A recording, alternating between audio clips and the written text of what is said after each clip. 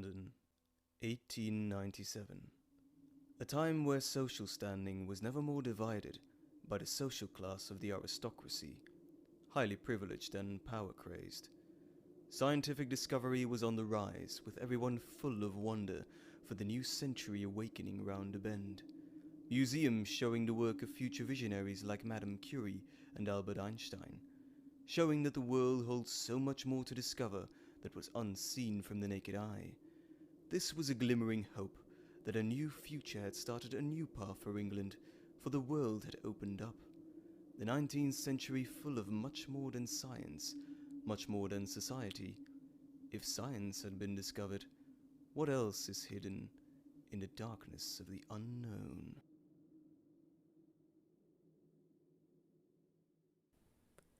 Diary, 18th May, London, 1897.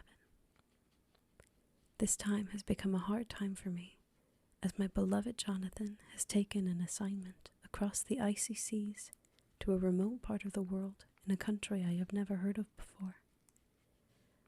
Oh, how I worry about him so much, but I am thrilled he was sent on such an important assignment, and wait patiently for all the news. It must be so delightful to be sent to exotic places and see wondrous lands full of such tales and beauty of a new unknown culture. I hope in the future Jonathan and I will be able to see such exotic lands and wonders, and through our love we will see much more than what the world will show us.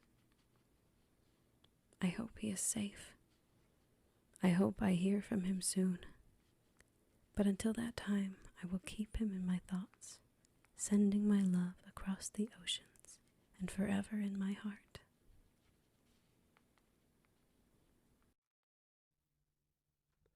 The journey from Budapest was a long one, heading to some part of the country most did not dare to go near, for reasons most would not deem to speak of. Why all the mystery? Why so far out of the cities and towns, in one of the most isolated parts in the very far east of the country? On the train leaving Budapest, I felt we were leaving the west and entering the east, in a remote district part of the country, right in the middle of 3 states, Transylvania, Moldavia, and Bukovina, in the midst of the Carpathian Mountains, where I believe it known as one of the most wildest and unknown parts of Europe. The assignment I have been sent on has taken me far from London and into lands I never heard of before. Lands where I wonder how anything is flourishing, due to being in such remote areas full of nothing except tall mountains and dank forests with no life, almost like they were cloaked in some darkened spell, hiding them from the world outside of this place. My train ride here was like I was leaving all that I know behind me, to go somewhere no one should ever go. Thinking of my journey has filled me with fright that I cannot seem to shake, and remains with me, growing worse as each passing moment creeps nearer and nearer to a destination that I fear more than I comprehend. My heartbeat is becoming erratic, feeling it spread through my veins. But is it fear of the unknown, or could it be much more? Could it be these lands are whispering to me an unknown horror, waiting in my travels ahead? For my head is not able to reconcile rational thought at this moment in time, and therefore clouds my mind and compares my better judgment, tightly clinging to my emotions. Will the letter I received from our elusive client put me to rest, or will it deepen the fear that my mind and body is screaming at me, with every fiber of my being telling me to turn back before it's too late? They say the mind can play tricks on you, to drive you to the brink of insanity. But is my mind really tricking me, or warning me along with these exotic lands?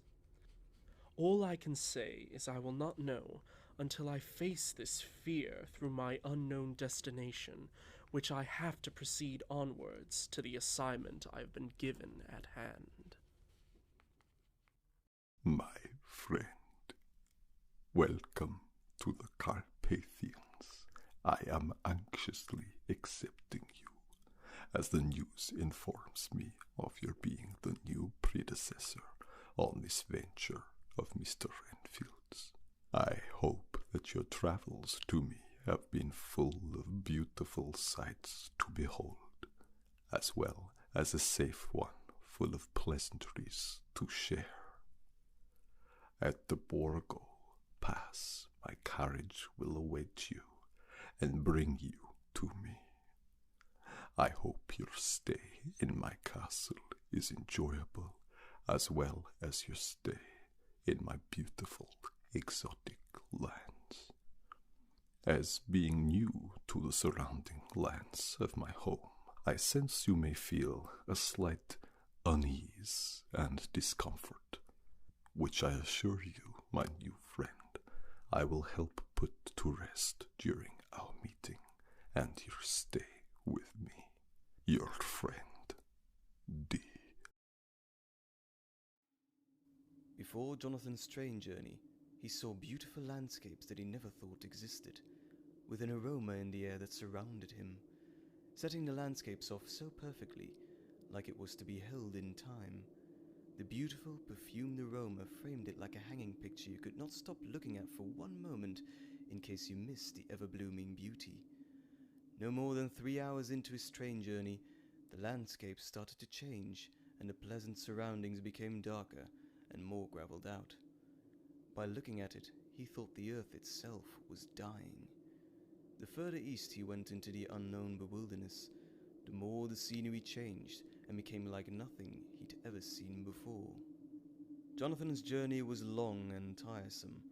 The train taking him from Budapest to Moldavia had taken him 2 days, and even though he was comfortable in his surroundings on the train, the uncertainty of the unknown was ever so strong, keeping him from restful slumber, tossing and turning, having fearful thoughts that forever haunted his mind, horrors that could not be explained, seeing death, blood, and hearing whispers that he could not place. Through taking this assignment, the ever-eluded question was always being asked in his head, but with no one who could reveal the answer. This question would forever burn and forever yearn for the truth. A question that, until he knew the answer, his fear would heighten, because what if the same fate happened to him? Whatever that would be, getting worse each day. Before Jonathan took the assignment, he asked his boss of the law firm about the events of Mr. Renfield, but his boss would not be forthcoming with the answer and brushed him off with a rehearsed reply. There was only one person who could answer his question now, one person who saw what happened or was responsible for his demise. Deep down, did Jonathan really want to know? Knowing the truth can be reassuring, but sometimes finding out the truth can be a mistake. The question Jonathan Harker was urging to know could be his doom, and the question was, what happened to Mr. Renfield? The distance I have traveled is vast away from any life or civilization in the mountains, where nothing could really live nor survive. The more my journey by carriage proceeded from Moldavia into the Carpathian Mountains, the more isolated this land became. Except for a weird pack of wolves that seemed to follow the carriage's every stride it undertook, looking at us all in the carriage with a stare that looked like they saw right through you while surveillancing you under unseen orders. The presence of these wolves made everyone more uneased, feeling the chill in the air, leaving a sense of distance from one another that led to questioning looks.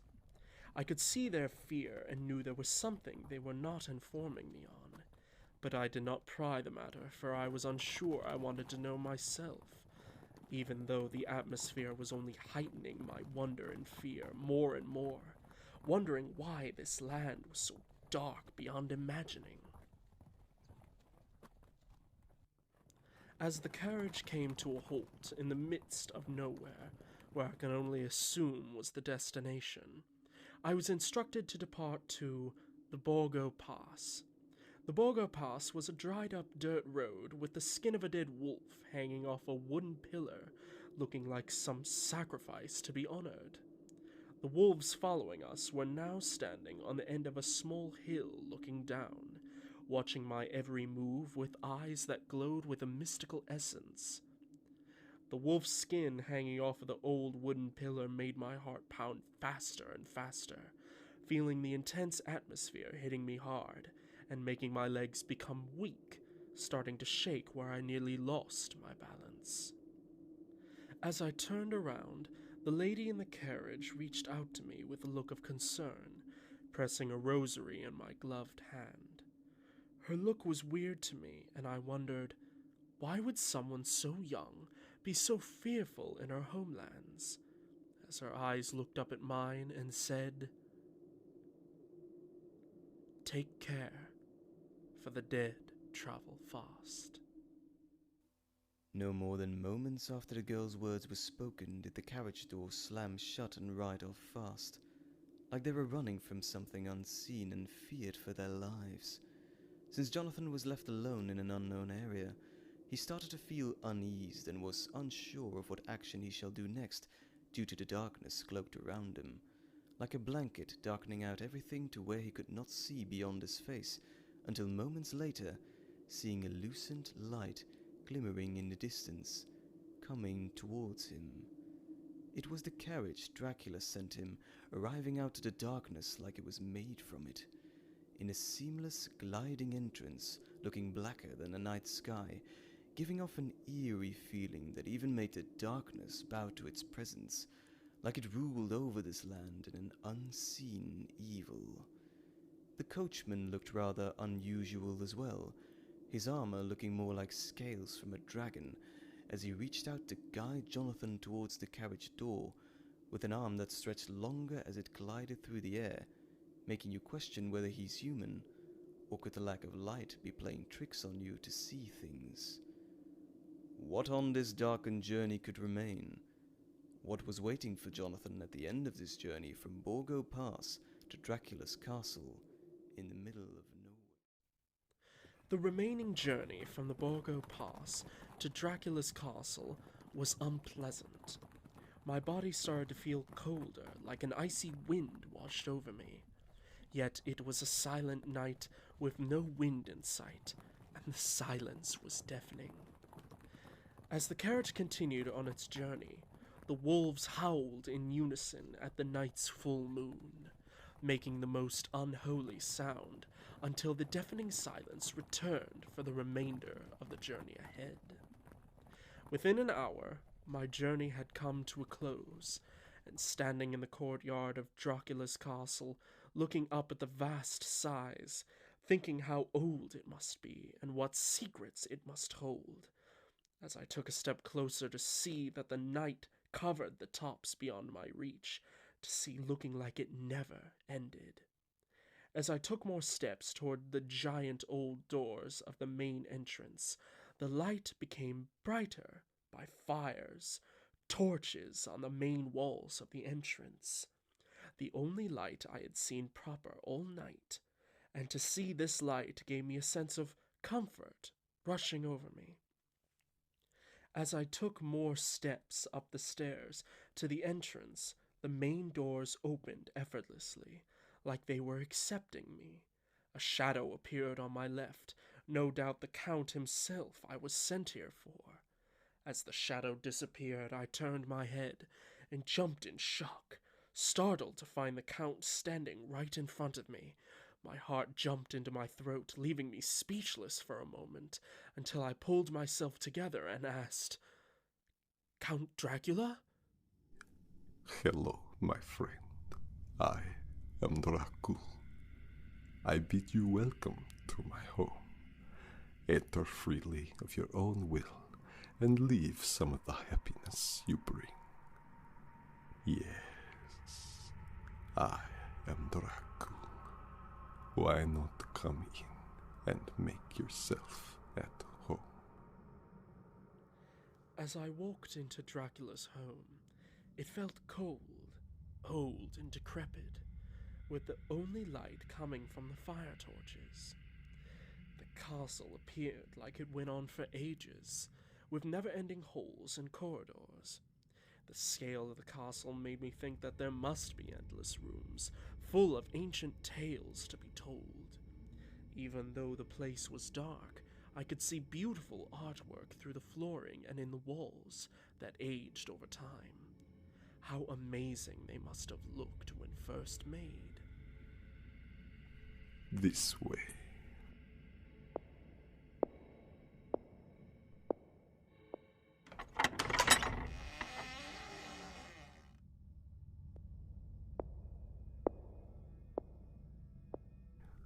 Sit, my friend, and enjoy the dining luxuries of my homeland. After a long journey, you must be famished, so please, relax and enjoy. You may excuse me that I do not join you, for I have already dined tonight, and I never drink wine. So, my friend, please, inform me of your journey here. I hope it was pleasant and your needs were attended to. That is good. I am glad your journey here was a safe one. How are you enjoying your meal?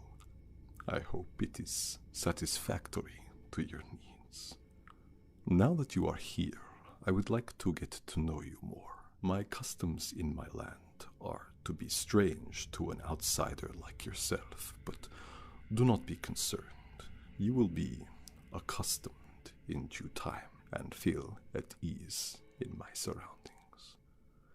So, inform me, how long have you been working for your current company, and have you ever been sent abroad to visit a client before in such exotic lands?